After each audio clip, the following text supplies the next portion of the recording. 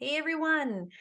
Well, at long last, after nearly 3 years of being on this very bizarre pain train that I'm pretty sure we'd all like to get off, we finally have an elected official speaking my language and speaking the language of a lot of Canadians who agree with her. And bravo to the province of Alberta for electing Danielle Smith as their new premier. Well, I guess the way I look at it is that the community that faced the most restrictions on their freedoms in the last year were those who made a choice not to be vaccinated. I don't think I've ever experienced a situation in my lifetime where a person was fired from their job or not allowed to watch their kids play hockey or not allowed to go visit a loved one in long-term care or hospital or not allowed to go get on a plane to either go across the country to see family or even travel across the border.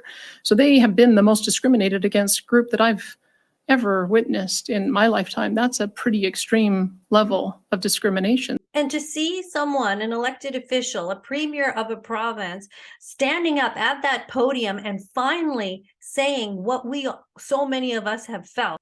Now, in these current circumstances, you're going to have the press come after you in a different way. You are having your liberal media-funded prostitutes come after you with anger, with hostility. They're not asking open-ended questions of natural curiosity to tell a balanced story. They are asking questions to get you because they want to get you on something. And then they have carte blanche to write it the way that they want and put it all out there without any threat of being shut down for their misinformation that they spread. So recently Danielle Smith was asked about the WEF and what does she think about the WEF? And she's asked to back up what she was saying about the WEF. What concerns do you have then with WEF? And is it because you accept the online conspiracy theory that WEF is a front for a global cabal of world leaders bent on using the pandemic to destroy capitalism and install a socialist dysfunctional dystopia? And I'm sorry if I didn't get the whole theory correct. Look, I think that we should be taking our healthcare advice from Alberta healthcare expertise, and that is what we should be focused on doing. I'm going to continue working with frontline professionals to solve the problems that we have here. And the problems that we have here are related to emergency services, ambulances, our emergency rooms, as well as the inability to get surgical initiatives at our rural hospitals. That's the advice I want to be taking right now. And that's the focus that I want to have. And all the expertise we need for that is right here in Alberta. Where then, Premier, you still haven't answered the question, Premier.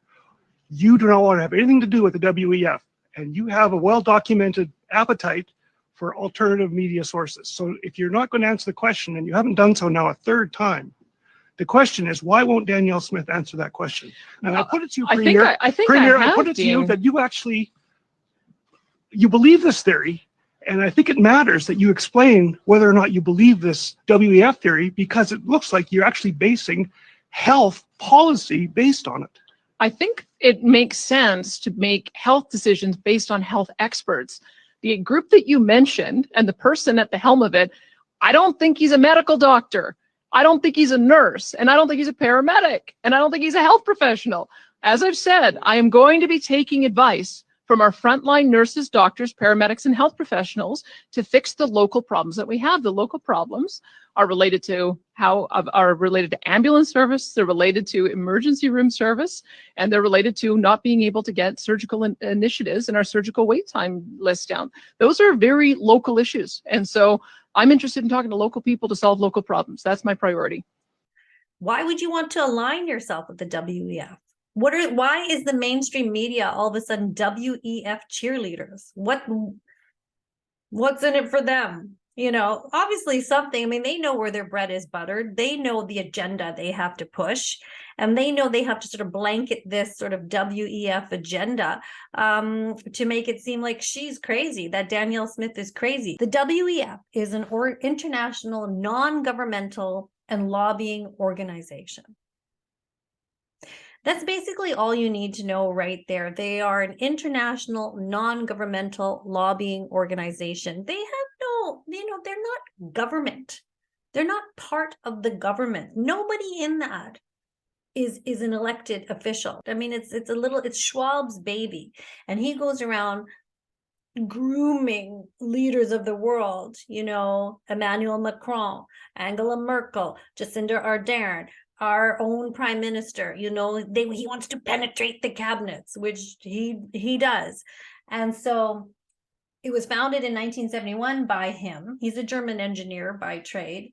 The foundation is mostly funded by its 1,000 member companies, typically global enterprises with more than $5 billion in turnover. So if you're rich, you can get in this club, So they view its own missions as improving the state of the world by engaging business, political, academic, and other leaders of society to shape global, regional, and industry agendas. We don't want people like this shaping any agenda, but yet here we are. I'm proud that the government of Dubai has been so foresighted in establishing a Center for the Fourth Industrial Revolution in cooperation with the World Economic Forum. The world has to overcome not only the damage done to our economies and our societies by COVID-19, it also has to confront the repercussions of a dangerous clash between major global powers. History is truly at a turning point. We do not yet know the full extent and the systemic and structural changes which will happen. However, we do know that global energy systems, food systems, and supply chains will be deeply affected. The WEF is mostly known for its annual meeting at the end of January in Davos, in Switzerland, which these people all fly to. Why don't they do the next one on a Zoom meeting, for God's sake? They're so worried about zero emissions and climate change, and they all flying there in private jets like a bunch of a-holes. Why don't you just Zoom the next one, for God's sake? Or cancel it because you're damn useless anyway. But anyway, so the meeting brings together some 3,000 paying members and selected participants. So it's like a frat. It's like a fraternity that you have to get into. Are you invited to the frat party? Yes or no? And some of these losers, they want to get in the frat party, right? All political leaders. If you're not invited, like you didn't get your invite, then you're not in the club. It's like Studio 54 in the 70s. You got to get in. Are you hot enough to get in? Hot or not. So these young leaders of the WEF, they want to be hot. They want to rub elbows with Klaus Schwab, and they think he's this kind of eccentric guy that's going to save the day when the world is falling apart. So when they suppress the human beings the way that they are, they feel like they've rubbed elbows with the right people, and their families will be okay. Their food supply will be okay. Their income will be okay. Fuck the rest of the people. Who cares about them? They're all transhumanists anyway, anybody involved in the WF. I don't know. I know that sounds crazy, but it seems that way. I really believe they feel humans won't be needed, and slowly we'll be confused as to what humans are. We won't be able to recognize male, female, we won't know, and we slowly won't be needed. And the ones that are left will be very sort of unskilled, useless weirdos that live on universal basic income or something like that. I don't know. I don't know what these people want. I'm just not sure, but I don't like where I see this is going.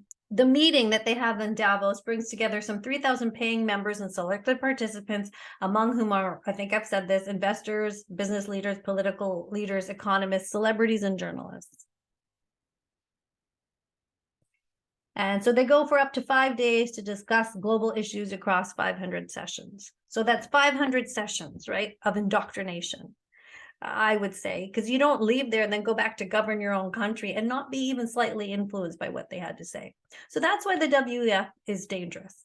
It's dangerous. It's these bankers, these corporate billionaires, these corrupted government officials, global elites, all trying to organize some sort of war on people through bogus scientific treatments and dictatorship. That's what I feel it is. So that's why it's dangerous.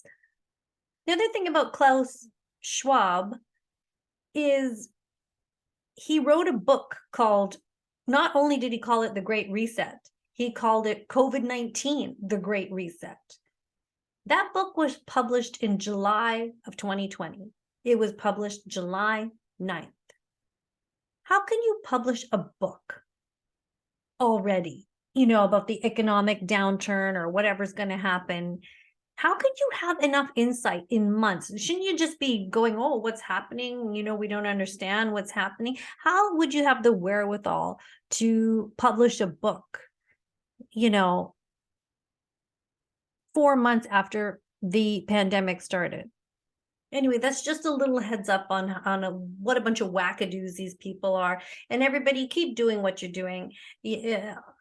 All the people that we're all sending videos and sharing videos and trying to get the word out there, we are the new media and we are the new newsroom, because I find all the people that reach out to me and send me the videos, we are the source of the new information. That's how I learn what's going on. I don't learn diddly squat from the news. I sometimes turn on my old work station to see what the heck they're talking about, and it's nothing. They are talking about nothing meaningful.